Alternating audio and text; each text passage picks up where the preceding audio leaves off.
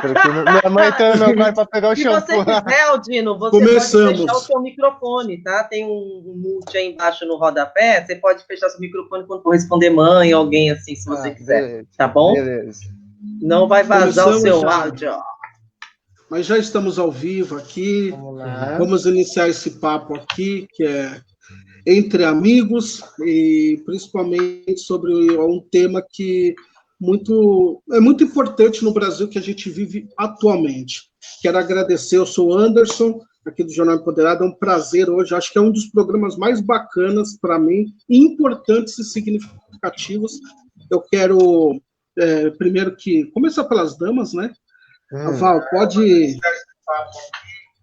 pode se apresentar, seja bem-vinda aqui, é um prazer recebê-la aqui. Ai, Anderson, te amo, meu amigo, meu parceiro de Jornal Empoderado, idealizador do jornal, que eu agradeço sempre, desde a primeira vez que me convidou a fazer parte. Nós já estamos aí há mais de 2 anos juntos, e acabei vindo parar aqui, olha que honra, com o professor Juarez, que eu não via desde novembro, quando nós dividimos o prêmio Zumbi dos Palmares na Assembleia Legislativa, né? Foi um prêmio fantástico, tivemos oportunidades de falas muito ricas e de conhecer projetos muito interessantes, muito ricos na luta antirracismo. E essa semana eu tive a oportunidade de conhecer esse menino, né, 18 anos, Aldino Vilão, batizado de Marcelo, mas está conhecido na rede como Aldino Vilão, um menino que vem trazendo... Posso chamar você de menino pela idade? Pode, né? pode, Sou mais que o dobro da sua idade, então eu vou te chamar de menino. Ô, louco, mas não tem cara não tem cara não. Olha Cara da só, metade. tá gravando, hein? Tá gravando, professor. E esse rapaz, Aldino, eu assisti os seus vídeos e já quero te parabenizar pelo do Sócrates no baile. Adorei no bailão. Adorei as suas colocações para explicar Sócrates, usando aí, ó, a metáfora do baile funk. Gostei muito do Spinoza. Spinoza, eu gosto muito desse filósofo, quero te parabenizar também, porque traz uma coisa que é muito importante: Deus está em todas as coisas, né? Então, quando nós nos desrespeitamos, nós desrespeitamos a Deus e ferimos ele de uma maneira muito covarde, porque ele espera muito mais de nós. Então, eu adorei a sua fala, parabéns, são os meus 2 preferidos que eu estou compartilhando, mas eu vou assistir mais, viu?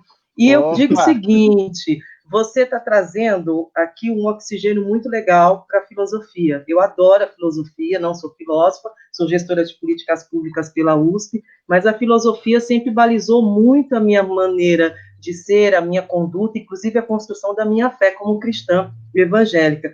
E eu lhe digo mais: nós precisamos rever cada um desses filósofos, inclusive, professor, porque eles estavam numa época onde o racismo era uma coisa natural.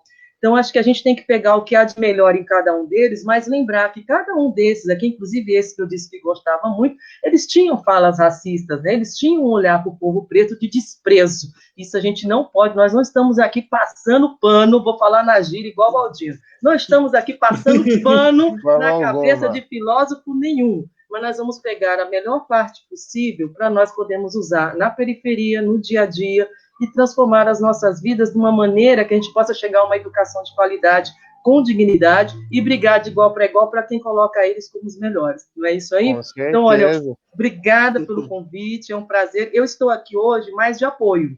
Então, acho que eu já fechei minha cota de falação, porque eu vou ficar aqui aprendendo com vocês, aprendendo com o Anderson, que é o entrevistador da noite, e eu estou aqui no apoio, porque eu sei que vai bombar. Então, estou aqui pegando as perguntas do pessoal, parabenizando aí quem está chegando, quem está deixando uma mensagem, mas de vez em quando eu não aguentar, eu pergunto alguma coisa, hein? Obrigada. Obrigado, Val, pela início, a brilhantar o nosso início. O meu querido Marcelo, eu já mandei para você, para o Juarez, o link desse nosso papo aqui, se quiser mandar para os amigos, tá bom? Já lancei no Zap. Quero agradecer aqui, começar aqui pelo Juarez. Juarez, muito obrigado pelo aceite. Só um instante. Queria agradecer, Juarez, pelo aceite. Você mais de tudo, é um grande amigo, né? E muito obrigado por estar aqui para ajudar a gente a falar um pouquinho dessa questão de comunicação, né? Você sempre chamado muito para outros temas, envolvendo principalmente racismo. Eu queria hoje falar um pouco de comunicação com esse professor Juarez, que tanto nos ensina todos os dias. Anderson, agradeço o convite. Sempre é um prazer, né, estar com amigos e amigas. Acho muito legal. Agradeço muito o convite. É um prazer estar com a Valéria. Nós estivemos juntos, de fato. Né? Uma pessoa que eu tenho acompanhado a atividade. Tem um monte de atividades muito legais. Então é um prazer poder compartilhar com ela. E o Aldino, já gostei dele por várias razões. Primeiro, o cara é do Rum. Então, é um cara que eu tendo a respeitar. Segundo, o cara é cristiano. O cara é cristiano. Acho que é uma coisa importantíssima do processo de mudança e transformação revolucionária da sociedade na periferia. E a terceira coisa, o cara é historiador, né? Eu estava brincando e gosto mesmo dessa ideia. Eu sou um historiador frustrado, então acho que ele vai me ensinar um pouco do ofício hoje, então fico feliz de poder compartilhar com você esse espaço. Prazer em conhecê-lo. A gente nunca se viu pessoalmente, mas já para mim é um grande prazer conhecê-lo. Depois dessa, é com você, Marcelo. Primeiramente, né, a frase icônica, um forte abraço, um cheiro, uma massa, uma boa noite para todo mundo, para quando você estiver assistindo essa live. Forte abraço para o Anderson, para a Valéria, para o professor. Muito obrigado pelo convite, pelo espaço cedido aqui para nós trocar essas ideias de milhão, certo? Uma boa noite para os nossos telespectadores, para quem não está assistindo essa rapaziadinha aí, entendeu? Um forte abraço, tamo juntão. Vem aqui, entendeu? Para tentar trocar umas ideias, expor umas ideias de milhão, poder ensinar um pouco que eu sei, também aprender o que eu não sei com esses companheiros aí de guerra que tem muita coisa para me ensinar também, que eu vejo que são pessoas já bem vividas, já são pessoas que passaram por muitas lutas, que já tiveram muitas experiências e que podem me ensinar bastante também. Então vamos que vamos, marcha no progresso sem dar ré. Obrigado por chamar a gente de velho. Olha, não, ótimo, de forma alguma, eu falei mais experiente. Não, tá certo. E a gente está aprendendo muito com você, pode ter certeza. Pode ter certeza que a gente está num processo de necessidade de furar essa bolha, onde houve muitas conquistas. Aqui tem o professor Juarez, fundador da UNegro, professor, sempre está nas bancas de mestrado, doutorado. Tive o prazer de dividir com o Juarez, falando de Corinthians, uma mesa da consciência negra, junto com ele, Silvio Almeida. Então, é uma aula estar sempre com o Juarez. E, Juarez, começando aqui, eu queria te fazer uma pergunta. Hoje é dia de combate à discriminação racial, né? Posto isso, quais os desafios para uma comunicação de massa e popular que envolva a comunidade preta e periférica, na sua visão? Nós temos quatro desafios assim, enormes desafios. O primeiro desafio é discutir seriamente a questão do racismo. As pessoas, elas têm, às vezes, uma observação que eu acho que é muito superficial sobre o racismo. É de não gostar, de achar que é uma questão de subjetividade. E não é isso. O racismo é uma estrutura. Ele organiza as formas das pessoas verem o mundo, organiza as formas das pessoas se interagirem, organiza as formas das pessoas amarem, odiarem, organiza as formas das pessoas distribuírem privilégios. Então, o racismo ele é muito mais do que uma questão subjetiva. Então, seria muito legal poder discutir isso. Uma das questões fundamentais é fazer o debate sobre isso. Discutir na universidade, discutir nas áreas de organização política social, mas, acima de tudo, discutir onde a população negra se encontra. Ela precisa entrar em contato com esse debate, compreender esse debate, porque é fundamental. Ela entende a partir da subjetividade, do dia a dia, todas as pessoas que são discriminadas sentem isso, mas precisa ter uma discussão permanente para que ela possa compreender, de fato, a natureza do racismo, que não é um problema de gostar ou não gostar, mas é um problema que provoca a morte da população negra. Uma segunda coisa é não ter a responsabilidade apenas no colo das pessoas negras. A responsabilidade de superar o racismo também é da população branca. Quem inventou o racismo foi a população branca. Quem se beneficia do racismo é a população branca. Quem tem acesso a privilégios por conta do racismo é a população branca. Então, ela precisa ter responsabilidade e ser responsabilizadas por isso. Eu acho que nós vimos agora nos Estados Unidos, uma das coisas que mais chamaram a atenção foi a quantidade de jovens brancos nas ruas, lançando mão do seu privilégio para poder fazer a manifestação contra o racismo. Mas cartazes, por exemplo, que diziam: enquanto a população branca se omitir em relação ao racismo, os negros continuarão sendo mortos. Um cartaz: nós estamos na rua protegendo a população negra, porque a polícia não vai nos matar na frente das câmeras de televisão. Então, isso é um comprometimento sério com a questão do racismo. Então, o branco tem que assumir isso. Precisa assumir essa responsabilidade na luta contra o racismo. Acho que isso é fundamental. Uma terceira coisa é a comunicação. Eu acho que o Aldino vai poder nos ensinar muito sobre isso. Né? Por que isso? Nós vivemos numa sociedade em que você tem universos diferentes de comunicação. Então, você tem uma comunicação que é da classe média fundamentalmente branca, incluída, que tem um sistema, um código de comunicação que não se comunica com a periferia, com aqueles setores que mais precisam de ter acesso à informação, que produzem informação, têm informação, mas vivem numa bolha. Né? Essa informação que essas pessoas têm não estouram essa bolha. Por exemplo, eu acho que tem muito mais filosofia, muito mais política nas músicas de funk, nas músicas do hip hop, que tem muitos tratados feitos pela classe média. Então, você precisa fazer com que essa comunicação possa, de fato, ter uma troca, né, de ideias, de informação, para você poder oxigenar essa discussão, esse debate. E a última coisa, para a gente superar isso, é fazer mudanças estruturais. Por exemplo, é fazer com que as pessoas tenham acesso à política pública, a hospital, escola, moradia, transporte. Quando você consegue criar a situação, as pessoas vão se apoderando, e como diz o jornal, se empoderando de situação política que permite a ela construir uma leitura política de enfrentamento ao racismo. Então, são 4 questões fundamentais. O debate, as pessoas brancas assumirem sua responsabilidade, democratizar o acesso à informação de qualidade e criar políticas públicas que permitam às pessoas superar a situação do racismo. Acho que essa é uma receita mundial, global, que a gente poderia adotar no Brasil. Quer acrescentar alguma coisa, Valéria? Alguma pergunta para o professor?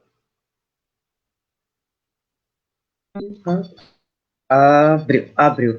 Então já vou direto para a pergunta que não quer calar, né? Como as eleições atuais, professor, podem colaborar principalmente para esse 4º ponto? Pensando em todos, porque é sistêmico, né? Eles se coadunam, um tem que vir seguido do outro, concatenado com o outro, sim. Mas vamos olhar para esse 4º ponto, que são das políticas públicas, que é a minha paixão, né? Que é toda a minha mudança de vida, é quando eu conheço o que são políticas públicas, e eu passo a olhar isso tanto para a questão ambiental, que eu sou ambientalista há muitos anos, defensora de direitos humanos também, e passei a lidar com o racismo depois que entrei na faculdade. Para você ter uma ideia, Marcelo, eu nem sabia o que era racismo, parecia que a vida era natural, era assim mesmo, né? Ser preto não é fácil, minha avó... A gente é criado dentro de casa achando que é assim, né? Exatamente, parecia que era assim. E aí, quando eu entrei para a USP, que foi minha segunda graduação, quando eu entrei para a USP fazer gestão ambiental, depois eu troquei para política pública, que eu fui conhecer os pouquíssimos alunos negros que estavam dentro da universidade e que recepcionavam os calouros negros, né? Que aí que foi um choque para mim, assim, que de repente eu pude perceber que eu sou negra, não sou morena, né? Eu usava um cabelo todo escovado, era uma outra vibe, acho que cabe essa palavra, eu não sei falar muito na gíria, tá? Eu estou aprendendo com você, mas era uma outra vibe essa Valéria aqui. E falar de racismo foi uma coisa que doeu muito, professor, e chegou um momento que eu achei que não ia mais tratar do assunto, e cada vez que a gente faz uma conversa, ou estuda, né, a psicologia política foi minha pós-graduação, uma das, e na USP, e eu fui falar sobre o Estatuto da Igualdade Racial, aí eu escolhi o artigo 56, eu falar de orçamento, para não aprofundar na dor, então eu vou falar do orçamento para ter política pública. Então, voltando à pergunta, essas eleições, como podemos conscientemente usar as eleições próximas, as que estão chegando, para podermos fazer com que esse 4º ponto, a mudança estrutural, venha para o nosso país? A política pública é decisiva. Né? Não existe nenhum país que enfrentou a superação da desigualdade, que enfrentou a desigualdade sem políticas públicas. Não existe isso. Você pega a breve história do Brasil, em especial com a chegada dos imigrantes, todos eles foram beneficiados por políticas públicas, que foram negadas aos negros. Eles tiveram políticas públicas que permitiram a eles terem acesso ao capital econômico, capital cultural, capital social e ao capital político. Então, políticas públicas são fundamentais para isso. Isso é decisivo. Né? Todos os países que superaram a desigualdade, ou social ou racial, o impacto dessa desigualdade, foi através de políticas públicas. De 1945 a 75 foi quando o grosso dessas políticas foram adotadas. Na Europa inteira, França, Inglaterra, Alemanha, Espanha, Portugal, nos Estados Unidos, e o Brasil não adotou. O Brasil adotou políticas públicas para um pequeno número de pessoas que era a classe média fundamentalmente branca. Essa é uma questão que eu acho fundamental. Uma segunda coisa decisiva, né? É o Estado que, a partir das políticas públicas, cria condições para que ele elimine os privilégios e transforme os privilégios em direitos. A classe média fez o contrário. Ela transformou o privilégio dela em direitos, a partir da política. Por exemplo, ela tem o privilégio de não ter a cobrança de imposto. Entretanto, o trabalhador ele tem a obrigação de pagar o imposto no salário. Olha que coisa maluca. Os grandes milionários brasileiros, bilionários brasileiros, não pagam imposto sobre lucro, não pagam imposto sobre renda, não pagam imposto sobre direito de herança. Então, eles transformaram privilégios em direitos políticos. O que nós queremos é destruir os privilégios e estender os direitos políticos. Eu acho que essa é uma questão central. Então, as eleições são importantes do ponto de vista do legislativo, porque o legislativo constrói as leis que permitem a superação da desigualdade. Por exemplo, o vereador, ele é responsável pela saúde, pela educação, pelo transporte, pela moradia, pela renda no seu município. Aquilo que ele considera adequado, ele pode transformar em lei. E transforma em lei, o prefeito é obrigado a adotar. O deputado estadual, as mesmas características, os mesmos critérios para transformar em lei. O deputado federal e o senador, a mesma coisa. Então, é importante saber com quem vota, em quem vota, como vota e acompanhar as pessoas que foram votadas, foram eleitas em especial. A mesma coisa no executivo. Então, nós precisamos, isso é fundamental, seguir o exemplo de outros povos que fizeram isso. Eles participaram ativamente do debate político, acompanharam as pessoas e as propostas das pessoas, não votaram porque o cara era bonito, porque o cara era feio, porque o cara era engraçado, mas votaram porque tinha proposta política que interessava a população, então votou, acompanhou e mudou. O exemplo clássico disso são dois exemplos que eu acho importantes para a gente pensar a superação da discriminação. Primeiro, nos Estados Unidos, que eles conseguiram aprovar a Lei dos Direitos Civis, e isso entre 65 e 66. Foi importante, isso provocou uma mudança importante para a população negra nos Estados Unidos. A segunda foi na África do Sul. O Congresso Nacional Africano, o partido Nelson Mandela, ganha as eleições e, a partir do processo da vitória eleitoral, começa a desmontar, do ponto de vista institucional, o apartheid. Então, nós, no Brasil, temos que aprender com esses exemplos da importância do voto, de acompanhar quem foi eleito, exigir que ele adote aquilo que ele se comprometeu, para que a gente possa sair dessa situação para uma situação melhor, criar condições mais adequadas. Eleição é fundamental para a população que vive em condições de vulnerabilidade social. Fundamental, decisiva. Estava dizendo o seguinte sobre esse ponto. Num determinado momento, o presidente da República atual do Brasil, ele não queria que tivesse uma renda auxiliar. Ele era contra. Depois ele propôs R$200. O Congresso foi lá, batalhou, deputados, senadores, aumentou de 200 para 600. Então, é isso que tem que fazer um representante do povo. Mesmo quando você tem um presidente da República que não se responsabiliza em adotar políticas de interesse da população mais pobre, mas que você tem um Congresso onde as pessoas assumem essas responsabilidades, você pode ter vitórias políticas, conquistas políticas a partir dos seus representantes. Isso é fundamental, decisivo, professor. Professor, dentro dessa questão de políticas públicas, que é de suma importância, a gente tem aqui um professor de comunicação. E, posto isso, eu tenho duas questões aqui muito essenciais, que é a própria mídia, ela tem um problema seríssimo com o racismo estrutural. Nós temos editorias extremamente embranquecidas. E tem situações pontuais, como aconteceu no Globo News, que daí colocaram pessoas negras, mas no dia seguinte foi igual Cinderela, voltou tudo ao normal. Então, isso já é uma questão. E a segunda a partir daí, existem mídias independentes que acabam querendo não repetir o processo, mas acabam repetindo, mesmo elas sendo de esquerda. Temos as mesmas dificuldades. pegamos aí as pautas, as pessoas que produzem material, na sua maioria nas mídias que também são pessoas brancas. E aí que surge a necessidade de mídias como Jornal Empoderado, acaba surgindo mídias como Alma Preta, né? Você tem a Blogueiras Negras, mídias enganjadas para que essa disparidade diminua. Como que você vê política pública, ela ajuda numa questão macro? E na questão de mídia, como que você vê isso? Como que podemos ajudar a esse debate para que a gente possa ter equidade em relação às pessoas de gênero, de raça, não só na questão teórica, mas de forma prática? A primeira coisa que é importante, Anderson, é a gente voltar lá atrás, né? A mídia, ela não reforça o racismo estrutural. A mídia faz parte da construção do racismo estrutural. Ela é ser componente disso, né? Por exemplo, você pega no Brasil, uma coisa interessante, a família real chega no Brasil em 1808, me corrija aí se estiver errado, viu, professor? A família real chega no Brasil em 1808, a primeira coisa que ela faz, uma das primeiras coisas, é fundar um jornal, a Gazeta do Rio de Janeiro, né? Porque a Gazeta do Rio de Janeiro distribuía informação dos seus interesses.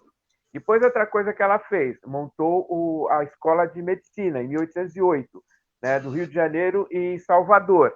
Essa foi a base da construção da teoria racista no Brasil, foram as escolas de medicina, né? Nina Rodrigues, que é formado na Escola de Medicina de Salvador, João Batista de Lacerda e Renato Kell, que são formados na Faculdade de Medicina do Rio de Janeiro. Os três componentes do racismo mais virulento, do racismo mais brutal, da segregação política mais brutal em relação à população negra. São herdeiros de uma história, de uma política racista. E faziam isso nos meios de comunicação. Eles usavam os jornais para fazerem isso, né? Então, a mídia tem essa sociogenese e essa psicogenese construída a partir do racismo. Por isso que você chega na redação, tem pessoas brancas, cobrem coisas de interesse de pessoas brancas e vivem no seu mundinho de pessoas brancas. O grande problema é que o modelo de negócio da mídia permite isso. Como a mídia não vende produtos, ela não sobrevive de vender número de jornais, né? O maior jornal brasileiro de tiragem é a Folha de São Paulo, que tem 350 mil exemplares, comparando com um jornal como o Asahi Shimbun, que é um jornal japonês, que tinha, décadas atrás, 11 milhões de tiragens de exemplares, né? Então, ele vendia jornal. A mídia brasileira vende espaço publicitário. Então, o espaço publicitário é para quem interessa ter poder de consumo, quem tem é a classe média. Então, você tem uma mídia que cria uma bolha de informação que vai se retroalimentando, e não consegue compreender o que acontece fora dessa bolha, né? Ao lado disso, você tem a população que está segregada.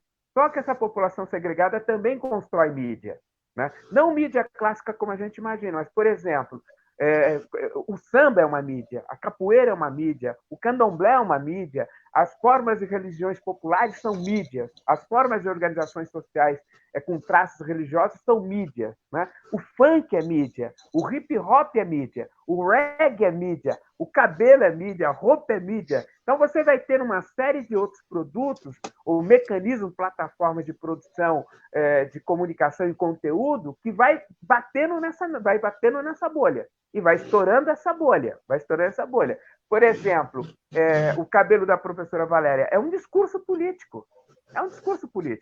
Né? Porque você poderia ter um cabelo alisado, que era outro discurso político. Então, você tem vários mecanismos que são plataformas midiáticas, chamadas mídias radicais, que vão estourando isso.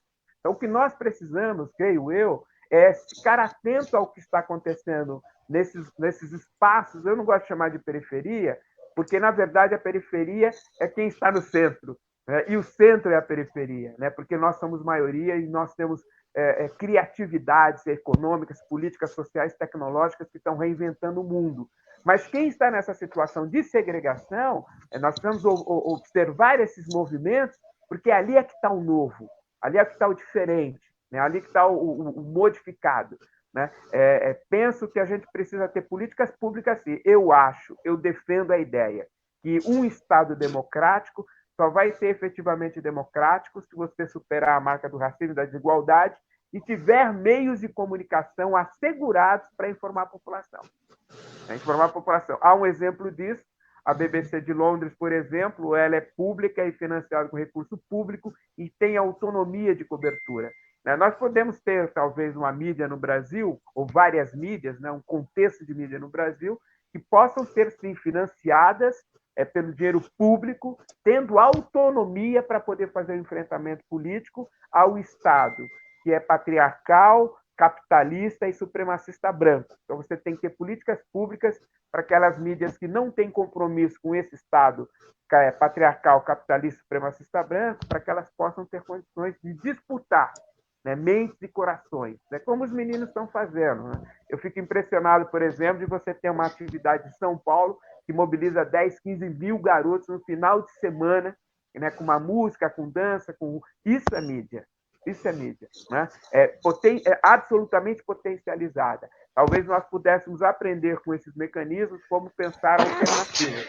Mas eu acho que é necessário você ter... Acho que é necessário... Acho que é necessário você ter recursos para que essas mídias que surgem nesses espaços de criação, produção e transformação possam ser subsidiadas para poder ter mais potencialidade, fazer mais e melhor essas atividades. Pavimentado essa aula de como podemos superar esse racismo estrutural até dentro das mídias, eu passo aqui para o Marcelo. Marcelo, aqui tem muita coisa agora para você. Uma delas vamos começar do início. Eu quero que você fale um pouquinho como nasceu Aldino Vilão, por que Aldino Vilão, por que história, e porque, dentro do que o Juarez disse, você consegue... por que nasceu esse formato que você criou, que começa como anime, você tinha um canal de anime, e passa para... Não, fala que você fala que ensina a periferia com uma linguagem acessível. Eu estou falando que você ensina a todos nós, na verdade. Saiba disso. Todos nós aprendemos com você. Então, como nasce esse Aldino Vilão? E como que você vê essa transformação hoje, que você está sendo a pessoa tão requisitada nesse mundo de bolhas que nós vivemos, e você está sendo esse fura-bolha? Então, surgiu assim, como você disse, no começo o canal ele não era nem um pouco focado em educação, eu comecei o canal no ensino médio, eu comecei o canal como qualquer jovem, despretensioso da vida, que estava cursando ensino médio em escola pública, não tinha dinheiro para nada e vi uma oportunidade de tentar ganhar a vida, pelo menos com a internet, ganhar um troco. E naquela época eu jogava um jogo chamado World of Warcraft e a comunidade começou a crescer bastante aqui no Brasil. Aí eu falei, mano, por que não, né? Vou tentar apostar. Não virou, né? Graças a Deus, hoje eu dou graças a Deus que não tenha virado, porque hoje eu tenho essa oportunidade que eu acredito que é muito melhor. Eu consigo fazer um trabalho, na minha visão, não voltado para mim, não voltado pro recurso monetário, não voltar, uma coisa... menos... Eu acho que hoje o que eu tô fazendo é muito mais correto, não é esse termo, né? Uma coisa um pouco mais nobre do que ficar jogando e ganhando dinheiro, assim, e tal. Mas é aquilo, né? Quem nasce na favela que nunca teve nada, tenta ganhar a vida do jeito que pode. Mas então, e aí foi, até que chegou o dia do vídeo do Marx. No começo, a ideia do vídeo do Marx, ela não ia nem ser sobre ele. Eu ia falar que o Brasil é um episódio de South Park. Não sei se você já assistiu. South Park. Eu não assisti. Eu conheço o desenho, mas eu não vi o episódio. É o desenho que fala palavrão, tá ligado? E é um desenho muito absurdo, que os caras trazem paradigma. Nossa, os caras tratam de qualquer assunto delicado. Meu pai adora esse desenho. Todo paradigma social, todo tabu que existe na sociedade, esse desenho faz piada. Então, eu ia fazer um paralelo, porque o Brasil hoje tá muito louco, né? Hoje a gente tá aí, a gente tá o quê? Tá duas semanas sem ministro da educação, né? 2 semanas, me corrija se eu estiver errado. Tá ligado? No meio de uma pandemia, com o Enem, adiaram o Enem, mas o Enem continua, os jovens sem estrutura nenhuma para estudar, muitos não têm internet, não onde moram, quem mora no interior não chega nem sinal de celular, quem dirá internet, jovem na periferia que às vezes não tem condição de ter um computador ou um celular, não tem condição de pagar uma internet, e o governo tá que se dane, né? Que se foda. E aí, pra mim, isso é um episódio grande de South Park, né? Porque você tem várias falas, vários episódios acontecendo simultaneamente num negócio só. Aí eu parei, tentei encaixar um roteiro aqui e ali, não tava casando. Não consegui formar na minha cabeça um negócio que eu gostaria de assistir. Porque eu tiro meus vídeos de uma coisa que eu gostaria de assistir. Tipo assim, pô, dei risada no meu vídeo. Pô, essa fala ficou da hora. Pô, consegui ensinar bem. Posto e a galera curte, tá ligado? E aí eu falei, mano, por que eu não tento que nem nesse, eu tô no quarto semestre da faculdade de História, né? No meu último, eu tive muita prova sobre Paulo Freire. Eu estudei bastante Paulo Freire. Eu falei, mano, por que eu não tento dar uma aula? Mas uma aula engraçada, tipo, uma aula que o pessoal vai dar risada. Aí eu falei, mano, eu vou gravar. Na minha intenção, o começo era mais comédia, era o pessoal assistir, dar risada e entender a mensagem. Mas quando eu vi, ficou muito didático. Ficou engraçado, mas ficou didático. Aí eu falei, mano, vou soltar. Soltei, a bagulho estourou, viralizou, o bagulho estourou, né? Aí eu falei, pô, que da hora. Aí logo em seguida eu já peguei a deixa, eu falei, mano, é a hora, essa é a deixa. Já postei o de Nietzsche, o pessoal abraçou as ideias da hora, legal, entendeu? Curtiu o formato de vídeo, curtiu a explicação, consegui ajudar bastante gente e eu comecei a me projetar. Aí que entrou essa metamorfose, essa transição do Aldino para o Aldino vilão. Porque, né, o pessoal taxa a gente da favela que a gente é vilão, né? A própria, muitas quebradas mesmo adotam esse título que eles são vilão. Então eu quero ser o vilão do conhecimento, eu quero ser o Robin Hood. Vou pegar das bolhas mais elitistas e vou distribuir para a favela de uma forma que todo mundo entenda, de uma forma popular. Eu quero ser esse tipo de cara, eu quero ser o Robin Hood da quebrada, tá ligado? Mas não necessariamente de uma coisa de material. Eu quero ser de uma coisa que ninguém vai roubar, que a classe dominante não vai conseguir tirar de você.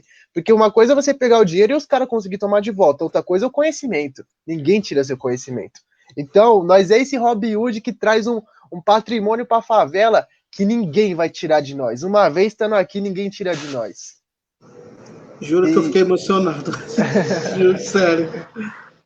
É uma coisa assim, Juarez, inacreditável, né? Tipo, imaginar que a gente tem dificuldade de fazer a tal base política na quebrada e a gente renova aquela esperança que parecia que estava murcha, acabada, com um cara que simplesmente fez. Simplesmente fez, parou de priorizar. Gostei muito. Mas desculpa, pode falar, professor. Não, que eu acho que é uma sacada isso, né? A minha mulher é pedagoga, ela fala bastante sobre isso. Nós temos que dominar o código, né? Eu acho essa é a sacada, né? O Aldino vai lá e dominou o código. E aí tem uma baita sacada de traduzir o código. Isso é fantástico, isso é extraordinário. Isso é genial. É o sonho de qualquer professor. É o sonho de qualquer professor. E acho que é fundamental isso, né? Um menino que vem da quebrada, que tem o código da quebrada, se apropria do código do outro, traz, ressemantiza e faz uma coisa diferente. Essa é a sacada, é isso que nós temos que fazer. Eu estava ontem num debate com um professor, Alexino, e ele falou de uma pesquisa que os caras fazem mostrando o seguinte: os meninos dos países, por exemplo, da África, eles têm mais capacidade cognitiva do que os meninos europeus. Porque os meninos europeus estão lá nos equipamentos tecnológicos, vivem em apartamentos e não desenvolvem seus subsuntores e tal, né? Então, quando você tem um menino que sai da quebrada, vai para a universidade, se apropria daquilo e não vive na fabulação de achar, agora eu sou o cara, eu sou... Quando não vive nisso, né, e faz essa ponte, pô, é uma sacada. Quando vocês falaram, eu fui dar uma olhada no material, não, assim, vilão, é muito bom, né? Essa é a ideia de traduzir conceitos, né? Eu até fiquei imaginando o seguinte, né, porque assim, os conceitos da filosofia estão no cotidiano das pessoas. Com certeza. Né? Só que elas não conseguiram ainda sacar o código para entender isso. Né? Porque quando elas sacarem isso, elas vão mudar tudo. Imagina quando o cara da periferia entender esse troço chamado mais-valia. Isso. Cara, ele quebra tudo, né? Então, pô, fantástico seu trabalho, maravilhoso seu trabalho. O Aldino, Marcelo, a gente agora é tudo... Pode chamar de Aldino, Marcelo, fica à vontade. Aqui é uma relação de amizade no Empoderado, aqui, então... Eu queria te falar, eu vi que você já comentou outra entrevista, justamente isso que o Juarez está falando, que é essa ideia de imaginar, como você já imagina seus amigos, seus camaradas, o pessoal da quebrada, normalmente o menino vai lá no salão no sábado, né? Porque o salão do cabeleireiro é onde pega fogo no sábado, de manhã, e o cara falando de Nietzsche no cabeleireiro, mano. Essa ideia, assim... Falando do eterno retorno que tá acontecendo com ele, falando da maêutica, eu penso assim, Explica um pouquinho pra gente alguns... Desculpa, acrescenta isso que você vai falar, traz um pouquinho do seu canal pra gente, algumas explicações que você já fez ali, para que quem ainda não conhece o seu trabalho, correr lá no seu canal depois, para saber. Traz pra gente um pouquinho das explicações. Posso pedir? Começa pela maêutica.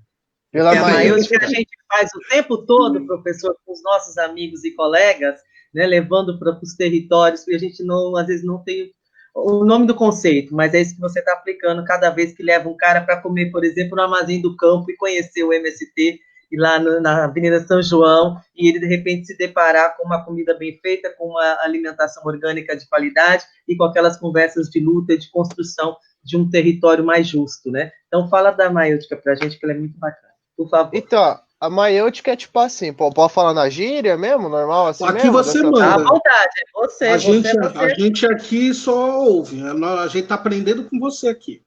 Então, tipo assim, a maêutica... E se eu não entender, eu peço explicação. Isso. É para isso. Então, a maêutica é tipo assim, é você fazer o cara se enforcar você dá a corda pro cara se enforcar, né? Tipo assim, você vai deixar o cara entrar numa contradição. Você vai deixar o cara, por exemplo, como eu falei no vídeo. Pô, mano, mas eu vi que você compartilha uns bagulho no Facebook, no Twitter, do Datena, uns negócios assim, apoiando massacre policial na quebrada, falando que favela tem que apoiar mesmo, quem vem em baile apoia mesmo, mas você tá aqui no baile, mano, como assim? Você compartilhou aqueles negócios lá que PM tem que meter borracha nos caras e você tá aqui, como assim? Não é meio contraditório isso?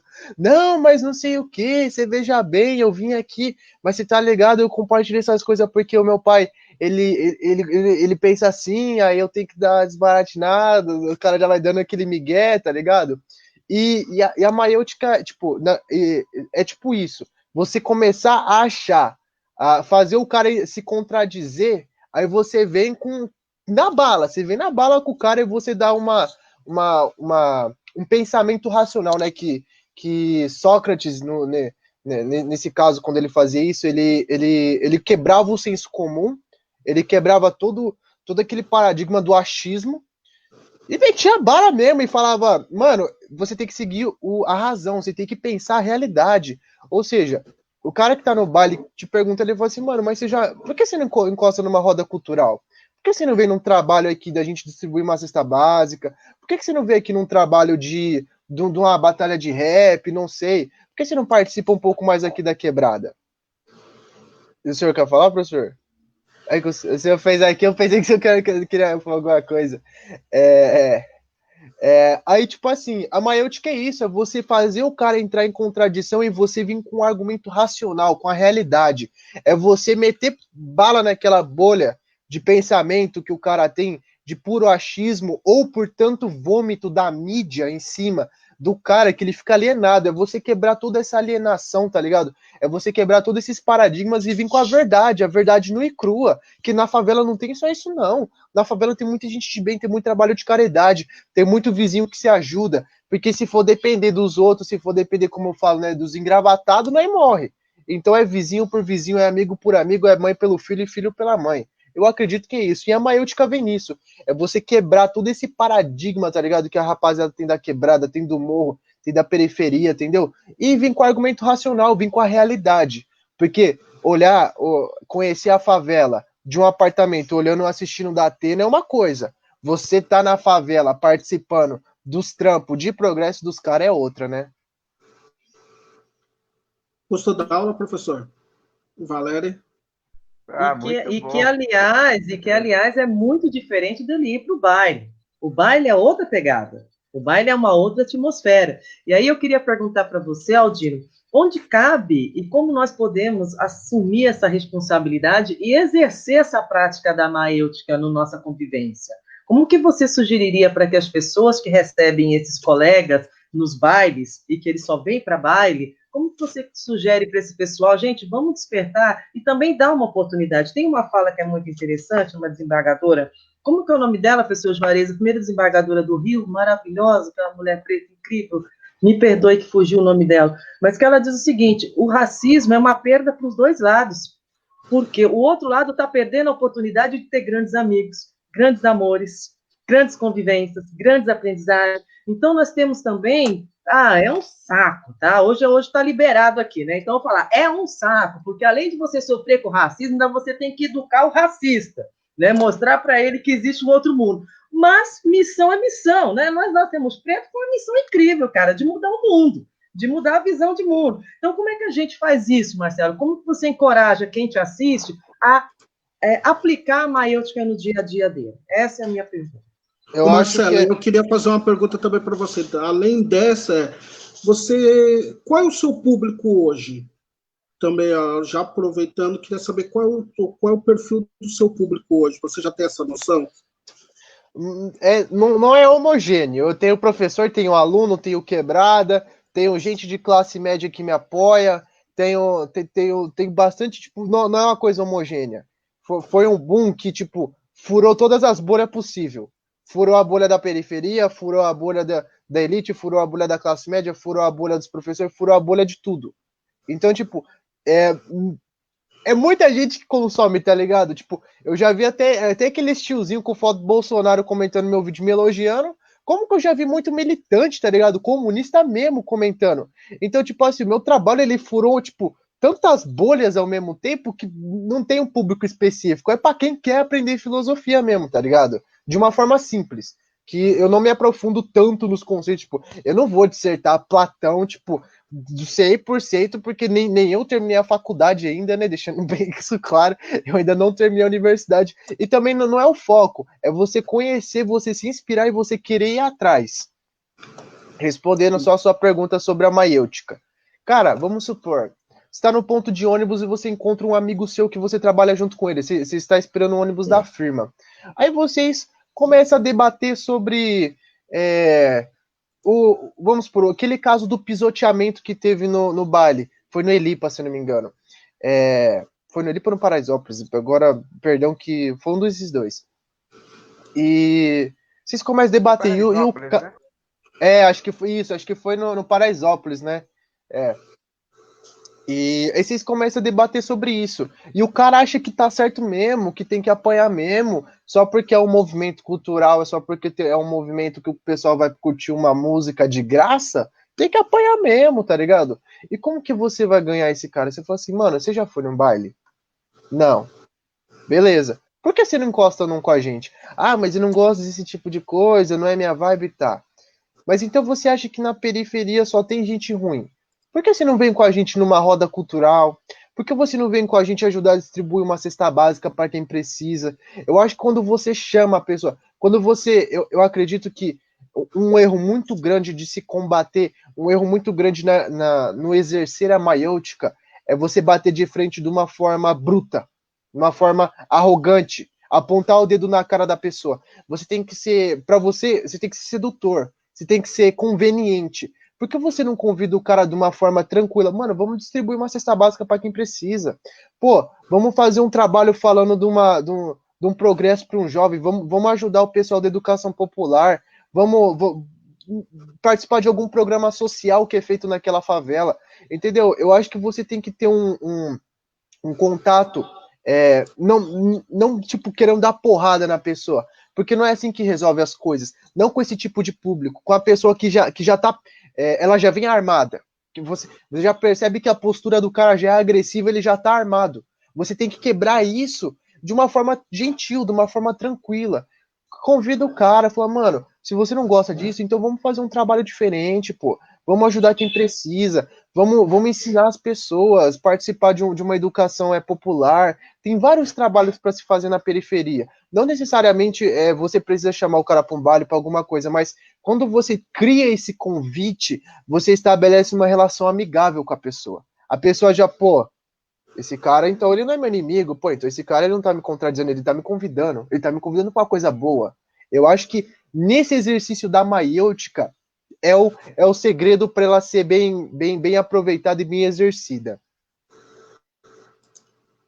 Acho que os partidos políticos, as entidades militantes em geral, acho que conseguiram entender e voltamos a lá, né, Juarez, 1980, aquele período ali onde tudo começou a partir dos trabalhadores, tudo. Como é que fazer, né? Relembra com esse pensar, né?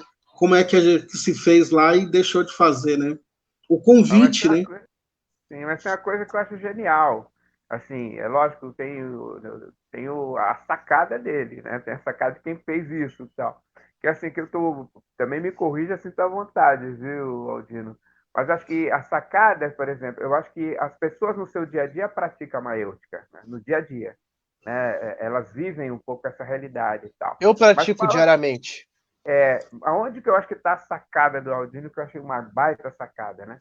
Primeiro que ele entende, acho legal isso, o Paulo Freire falava bastante sobre isso, que educar é intenção, você tem que ter a intencionalidade de educar, não é uma coisa espontânea, legal, tal, não é assim. Você tem que ter ação intencional, né? Então, a educação é um processo intencional. E segundo, a sacada que eu achei fantástico que ele vem apresentando, é que ele criou uma estratégia, né? Que da mesma forma que o Sócrates fazia de envolver as pessoas no debate, porque maiêutica, né, Aldino, a palavra significa parto, né? A mãe do Sócrates era a parteira, né? Então, ele era o parteiro das ideias. Isso, né? Então, acho que a grande sacada é como é que eu trago as pessoas para esse debate, né? E aí sim entra a intencionalidade do conteúdo. Pô, isso é tudo, isso é fantástico, né? O problema é que, às vezes, a ausência de comunicação é que a classe média tem acesso a essa informação, mas ao invés dela traduzir o código, ela quer impor o código que ela viu na universidade para aquela população. Pô, isso não interessa, né? Não é assim a educação, né? Por isso que o Paulo Freire falava, o cara é pedreiro, você vai partir do universo dele como pedreiro. A partir daí, vocês juntos vão construir um conhecimento. E essa é a sacada da maiêutica, porque também o cara intencional, né, Altino, ele também vai mudando, às vezes, do ponto de vista dele, né? Pô, o cara não está tão errado assim. Pô, e essa sacada, né, desse diálogo que vai criando a dialética, né? De uma opinião sobre a outra opinião e você vai amarrando e sintetizando tudo. Pô, isso é fantástico. Né? Isso que você está fazendo é uma experiência extraordinária. Imagino, cara, não sei se você está fazendo iniciação científica. Ainda não. Eu ia procurar esse ano, mas devido à pandemia deu aquela brecada no corre, né?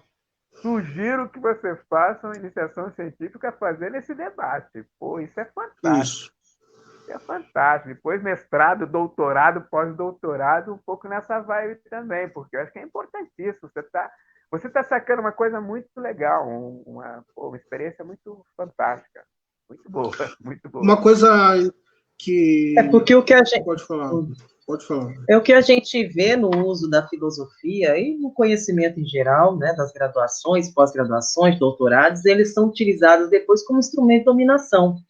Né? E a gente, quando consegue traduzir para a nossa gente, primeiramente, né, que é o nosso maior interesse, traduzir para a nossa gente esses códigos de dentro da academia, de dentro da universidade, e empoderá-las a se aprofundar.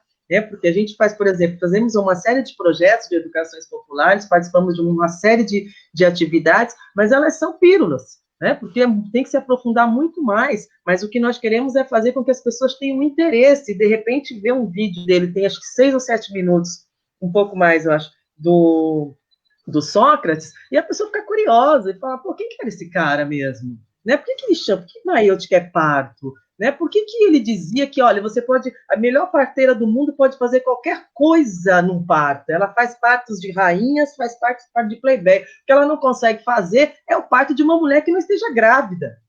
Então, uma pessoa que não está preparada para um conhecimento, você pode sacudir ela, você pode gritar, esbravejar, sapatear, o que você quiser, ela não está preparada para o conhecimento. Passa para o próximo. Uma hora você volta para ela, né? E isso também, inclusive, é amor, né? A gente tem que ter amor pelas outras pessoas e perceber que elas têm o tempo delas. Contudo, quero frisar que o racismo é urgente.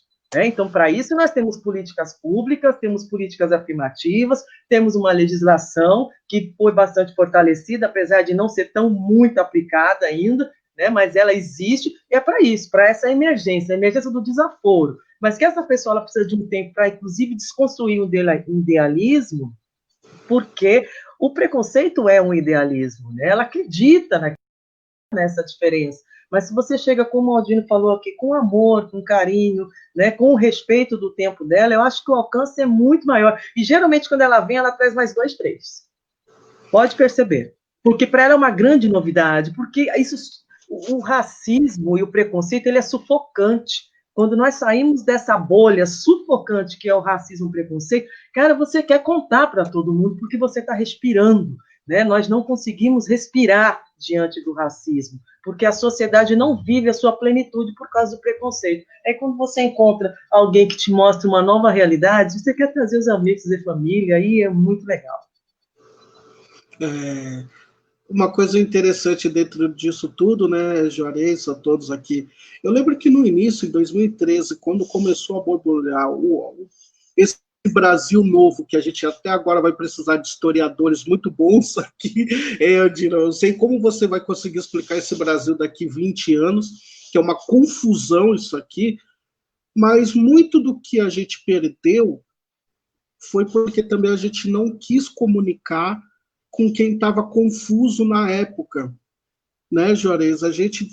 Eu vou ficar explicando para o meu primo, eu li Marx, eu li Nietzsche, vou ficar conversando com meu primo que só fica falando bobeira, né, que só vê novela, eu vou ficar discutindo lá com o cara do Twitter que tem Só que quando a gente viu, a comunicação deles, de alguma forma, com robô ou sem robô, surtiu efeito e eles levaram 1 milhão para a rua. E aí a gente foi sufocado por uma comunicação que eles conseguiram fazer entre eles, né? Conseguiram fazer entre eles, e a gente ficou nessa coisa pedante, né? De eu tenho a leitura, eu tenho o conhecimento, e não conseguia ultrapassar. E aí me incomoda muito, Aldinho, eu queria falar uma coisa com você. A mim, como diz o professor, me corrija se eu estiver errado. Me incomoda muito a classe média de esquerda, quando ela fala assim, poxa, mano, os pobres moram na favela, é preto, periférico, que fica votando nesses caras de direita, conservador. Eu imagino, a partir de uma experiência que eu tive fazendo uma matéria pelo jornal, que a gente foi na Prainha, que é uma favela lá no Guarujá, na Baixada Santista. Lá tem palafita.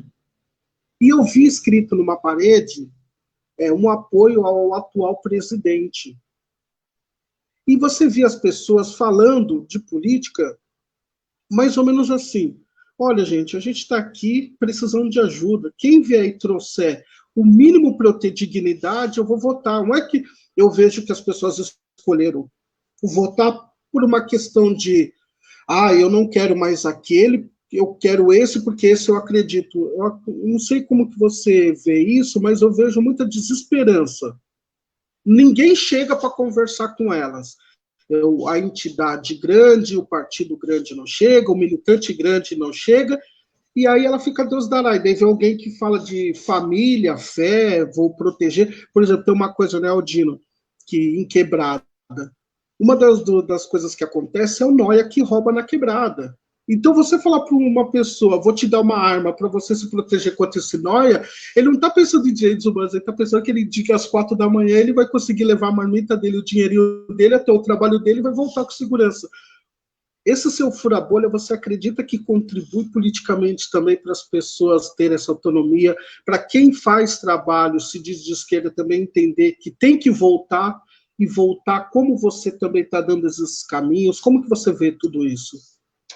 Então, é aquilo. Você teve, por muito tempo, um discurso de um partido que estava no poder, que se dizia a favor, isso, aquilo, aquilo outro, mas que não se comunicava.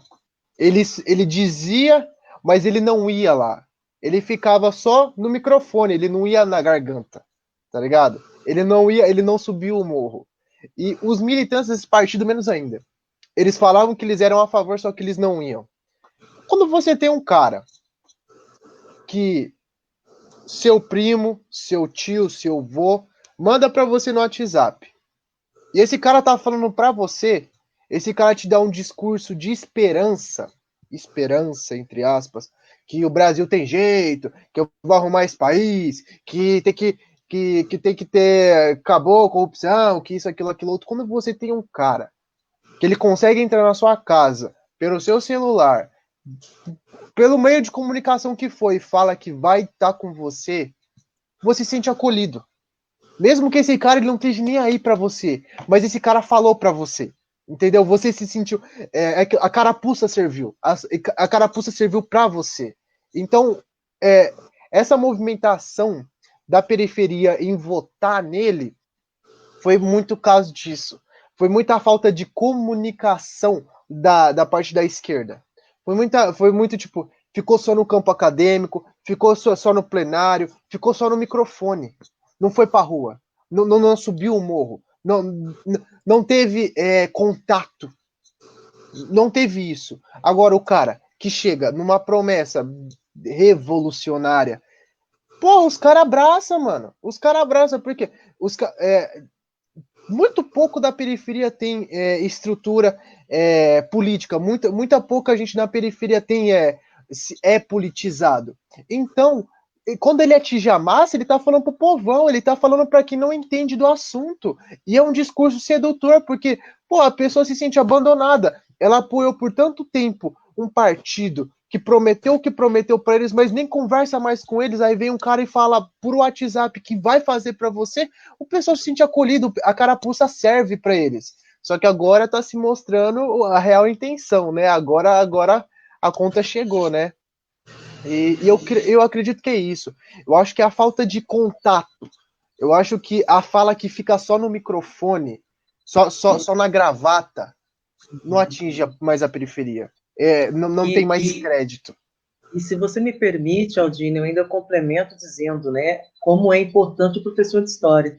Porque a técnica que foi utilizada nessa eleição é uma técnica extremamente antiga, né? Eles não inventaram nada. O mesmo discurso de quando a ditadura se instaurou no país, de anticorrupção, os corruptos sendo anticorrupção, né? Os marajás sendo caça-marajá. Então, é discurso ameaça comunista.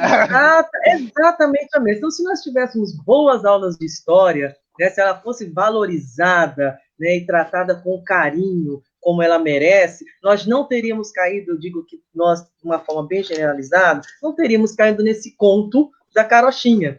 Né, de maneira a gente ia rir da cara dessa proposta. Você tá louco, cara. Imagina que eu vou votar em você, porque eu sei que você não é meu. O outro, ele pode não aparecer aqui, mas ele é mais meu não aparecendo aqui do que você aparecendo aqui. Concordo. Mas tinha que ter um conhecimento, né? Tinha que ter essa provocação. E eu concordo com você quando diz, a base foi abandonada, as reuniões de periferia foram abandonadas, as associações foram esvaziadas, né? As salas das igrejas foram esvaziadas, né? Nós tínhamos uma série de pastorais que aconteciam, né? Isso tudo foi esvaziado, foi parecendo que não funcionava mais, e funciona. Olha como nós estamos aqui hoje nos organizando para matar fome. Né? A pandemia nos colocou diante de uma situação que o pessoal teve que aprender a se comunicar de novo, para poder, no mínimo, organizar uma fila de entrega de cesta básica. Então, a gente sabe fazer. E agora eu reforço, nas eleições de agora, é o momento de pegar esse saber e transformar em voto, mas votar em quem tem trajetória, em quem tem história, né? Em quem tem feitos para apresentar, porque fake news saiu caro, 60 mil pessoas já estão mortas, e a gente não pode brincar com a vida humana na boca da urna. Concordo. Eu queria fazer uma observação. Posso, Anderson? É duas. Aqui é papo de amigo. Fica à vontade. Assim, eu concordo em número genial nessa crítica, e eu acho que é absolutamente correta. Né? Eu só queria destacar dois outros aspectos também que eu acho que é importante. Né? Primeiro que essa vitória foi possível porque o Brasil tem uma das elites mais degradadas e degeneradas da história moderna, né? Você tem uma elite que tem a roupa manchada pela lama da escravização. Isso é uma coisa assim assustadora. Você tem, por exemplo, no Brasil, segundo a revista Forbes, 204 bilionários, né? Que esses 204 bilionários, mais 1% da população, assumem quase que mais 50% de toda a renda nacional. 1%. Então, você tem um país que vive em função de 1%. 1%. Né, que são pessoas que vivem da especulação financeira. Né? E esses são os verdadeiros corruptos. Por exemplo, quando você aumenta os juros em 1 ou 2%, você torna essas pessoas muito mais ricas sem trabalhar. E você transfere dinheiro dos trabalhadores para esses sanguessugas. Então, se você quer falar de verdade de corrupção, você tem que falar da questão dos juros, de como essas pessoas não pagam impostos sobre juros e como elas especulam esse país, como eles vendem esse país. Por exemplo, agora, né, essa chamada privatização está entregando o país de mãos beijadas ao capital financeiro internacional.